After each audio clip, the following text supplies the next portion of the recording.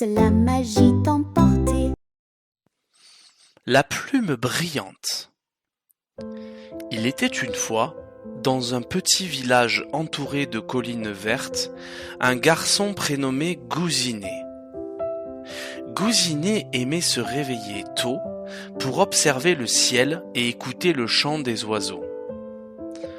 Ce matin-là, quelque chose de très étrange l'attendait devant sa fenêtre.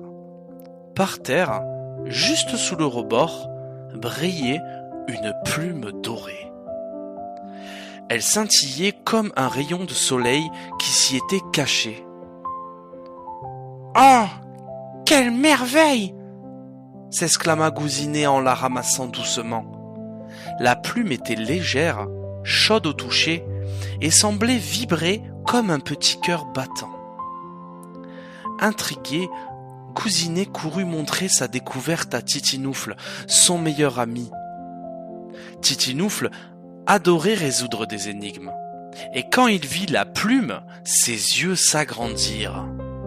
« Mais ce n'est pas une plume ordinaire, dit-il en chuchotant. On dirait qu'elle vient d'un oiseau magique. » Au même moment, un chant mélodieux s'éleva de la forêt voisine. Un chant doux, mystérieux, comme un appel. « Tu entends ?» demanda Gousinet. « Oui, c'est sûrement l'oiseau qui a perdu cette plume.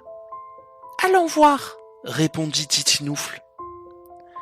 Sans hésiter, les deux amis s'élancèrent à travers les herbes hautes.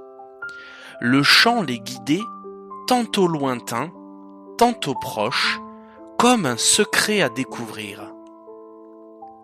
Ils traversèrent un petit ruisseau, puis un chemin couvert de feuilles craquantes. Et soudain, s'arrêtèrent net. Devant eux, un rayon de lumière se tenait, un oiseau magnifique aux plumes dorées. Mais il était pris au piège, emmêlé dans les ronces épaisses. Ses ailes battaient faiblement et ses yeux semblaient implorer de l'aide. Gousinet et Titinoufle échangèrent un regard. Allait-il réussir à le délivrer ?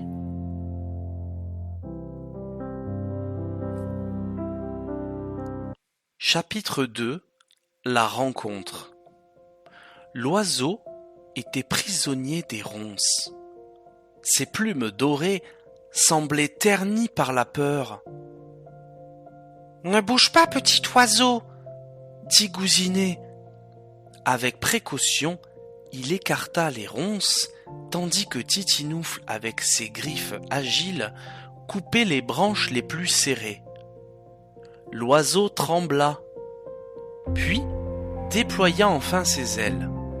Une pluie de lumière dorée illumina la clairière. « Merci, merci les amis !» chantant une voix douce. Gousinet et Titinoufle se regardèrent, écarquillant les yeux. « Tu parles ?» s'étonna Titinoufle. « Bien sûr !» répondit l'oiseau en inclinant la tête. « Je suis Pluméo, gardien des plumes d'or. Mais je suis en danger. » Les enfants s'approchèrent fascinés.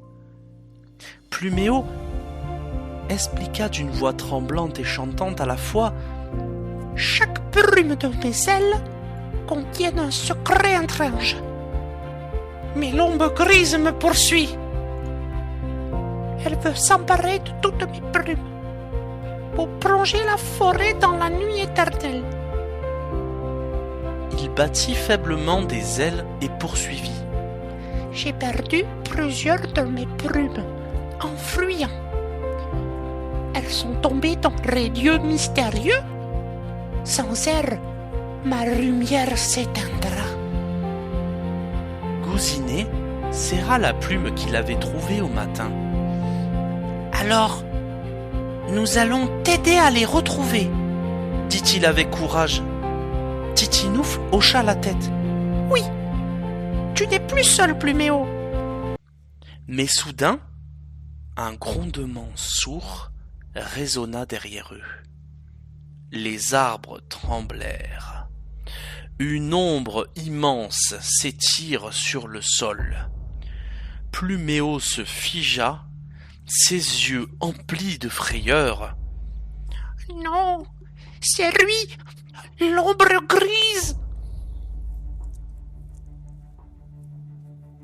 Une silhouette gigantesque avance entre les troncs, ses yeux rouges dans la pénombre.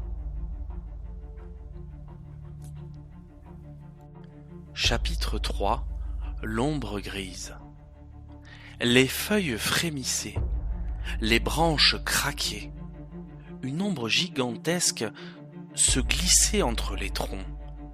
Deux yeux rouges brillant dans la pénombre comme deux braises en colère. Pluméo battit des ailes affolées. « Hachipur !» chuchota-t-il. Gousinet tira Titinoufle par la main et tous trois se réfugièrent derrière un vieux chêne creux. Le sol vibrait à chaque pas de la créature. Une voix grave, glaciale, résonna dans la forêt. Plume d'or, je sens ta lumière. Tu ne m'échapperas pas. Titinoufle tremblait. Mais Gousinet serra la plume dorée qu'il gardait précieusement.